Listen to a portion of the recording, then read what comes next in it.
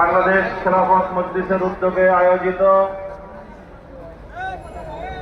ভারতের ওয়াকফ আইন সংশোধনী বিল 2025 প্রণয়ন এবং সংসদে পাশ করার প্রতিবাদে ভারতীয় দূতাবাস অভিমুখে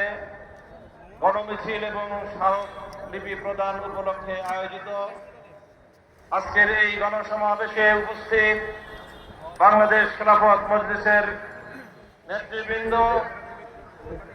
বাংলাদেশ খেলাফত মজলিসের বিভিন্ন ইউনিট এবং তৃণমূল থেকে সমবেত আমার নেতা কর্মী ভাইরা, সর্বস্তরের তৌহিদি জনতা, দেশপ্রেমিক বাংলাদেশের জনসাধারণ, আমি সর্বপ্রথম আজকে এই সমাবেশকে আমার ব্যক্তিগত পক্ষ থেকে এবং বাংলাদেশ খেলাফত মজলিসের পক্ষ থেকে অভিনন্দন জ্ঞাপন করছি, শুকরিয়া জানাচ্ছি যে অত্যন্ত সময়োপযোগী একটি